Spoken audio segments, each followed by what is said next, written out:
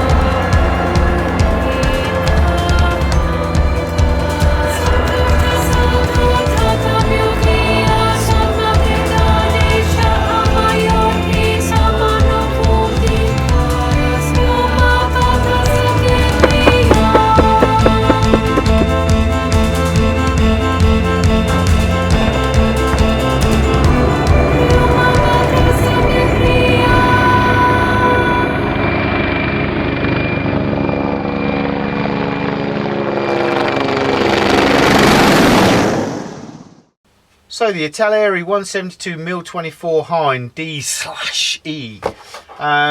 This is the box art. It's not amazing, not as good as Airfix's, but it's still quite evocative of a, you know, a Soviet helicopter. On the box we have a little tiny write-up about the Hind.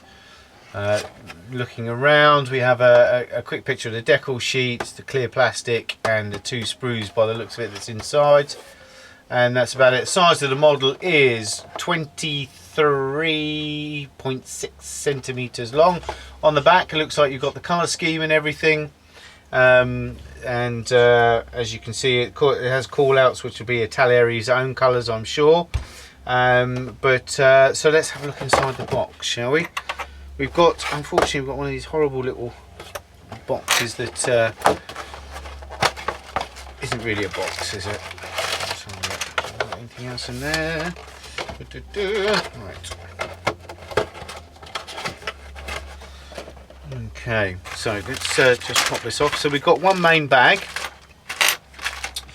it looks like 2 large sprues of plastic with one of clear plastic, and everything like the decals and all that sort of stuff's in there as well. I'm just going to cut this over. Right, just going to pop everything out of the way. So we'll have a look first at this sprue, which has the main body on it. Looking at it straight away, I can see that you know, as you can see yourselves, that there's probably there's quite a bit of flash and burring on the kit itself. On the main helicopter body, I don't think it's called a fuselage. Is it a fuselage? I know someone will correct me and tell me. Yeah, so there's quite a bit of flash and burr here and there. The fuselage itself has got raised detail. It's all raised, which is unfortunate, as you can see there. Okay, so you can hear that. The rest of it is, as I say, there's quite a bit of burring on there and what have you. The detail on things like the instrument panel and such, as you can see, not amazing, but you know, there's some stuff there you could probably pick out. I'm just going to show you some of the level of the burring and flash on here, which you can see probably more on these circular parts here. You can see on all the edges and everything all the way around there's quite a bit of flash and burring. I mean, there's a large bit of flash here, this bit here, as you can see, but it's quite indicative. The whole sprue is like that. You've got some, looks like a seat with seat belts on, a bendable seat with seat belts on just there. But apart from that, yes, I'm not overly impressed so far. Let's have a look at another sprue. Okay, now this is going to be, I'm sure, let's put it out the right way for you guys, is going to be a mirror sprue of the other one. This does have the rotors on, and obviously the tail fins and everything. As the rear rotors again, you will notice that we have a lot of burr and flash on these, on the edges here and everything. On the main rotors themselves, they're quite chunky. To be honest with you, I'm just trying to see if they actually look as if they're in scale or not. You know, it's just one of those things that, I don't know, they just don't look quite right. I've got to say, they really don't look quite right. I think they're just I don't know, they just seem to me to be, you know, out of scale a bit, that's all. The inside of the tub for the pilots, as you can see here. Okay, not a great big detail. It's a lot like an aircraft tub there, an airplane. There's a few bits and details you can pick out of there, but nothing special, I'm afraid. So that's the 2 sprues of plastic. We've also got the decal sheet, printed by Zanchetti Buccinasco in Milano, Italy. I've just totally ruined the Italian language, but as you can see, the decals themselves, they are between, I would say, satin and gloss. The wrong side of satin for me, but they all seem to be in register. The markings here, you've got 3 markings, so you know, you've got a choice of what you want to do. You've got the German Army version, the Russian version, and the Czechoslovakian Air Force. you know, it's I don't think they're anything special. The good thing about them is that there's not a lot of them. That's something I can say for that. Then we've then got the instruction manual. Now this is slightly bigger than an A5 sheet. Has a little bit of write-up about the Mil-24 Hind in several languages. It's going to be a gatefold affair, as you can see. Okay. And we start off on the first page. We have a sprue map, a numbered sprue map, which I like. I like the numbered sprue maps because if you do have you can cut all the pieces off, polish them all up in one session, and then you can just lay them all out and put them all together. I do like numbered sprue maps, I have to say. So well done to Italeri on that one single thing. Apart from that, as the building commences, and we've got how the cockpit goes together, very plain and simple. And then the rear compartment goes together as well. Now, looking at the plastic, there wasn't a lot of internal detail there at all. I would imagine you're not going to see a lot of it because of the windows on this are quite small. I mean, the cockpits, even for a helicopter, is quite small as well. But these windows are going to be so small, whether you want to add detail, you could probably scratch build a little bit, add that in there, and you'll be fine. Obviously then you put these two to go into one side and then glue the other side on. You put some of the glass on here as well, and you've got an optional one here by the looks of it to have the door open or closed. So it looks like it's a fold out door, fold up and out, sorry, so one half folds up and one folds down. You then pop the rotor on. It's saying to use a hot screwdriver. Oh yes, I think not. I'm sure there can be some other way of doing that than using a hot screwdriver. Probably gluing a bit of plastic card just on the edge will probably do it fine. And then you go over. We've got the last part here where you're adding all the wings and everything. What I do like about it is a very formidable looking. I mean, looking at that, it's a very formidable looking helicopter. It's probably one of the most aggressive that you'll see. Apart from like the Apache or something, but they really do look the nuts. I've got to say, they do look the business. You look at that and you think, oh, that's gonna kill me. But then you put all the extremities on here, the missile pods, the rocket pods, sorry, go on and everything. You've then got the underbelly gun and everything, and all the sensors. We turn over, and then it's basically putting the rotor on, and all the props on there. And then it goes straight from that to your colour schemes, which obviously unfortunately are in black and white, so you can't really tell what they are. We've got the Russian one from here, the Mi-24 ESK 355 Kabul 1989, the Russian Air Force. That would probably be the one on the cover. You've then got the 51 VRP Prosciov 1991 Czechoslovakian Air Force.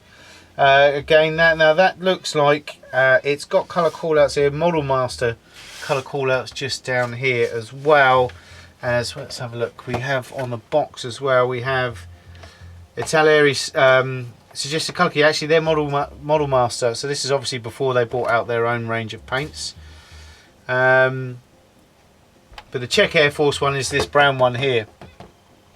Okay, and I mean that's going to look quite funky. It's a Russian one, which is more sandy colours on the cover. And then you've got the KAG-3 Cottbus 1991 German Army version. And again, that camo looks a lot like the Czechoslovakian one. I've got to say, they kind of look really identical. But that's kind of it. Oh, actually, no, it's not it.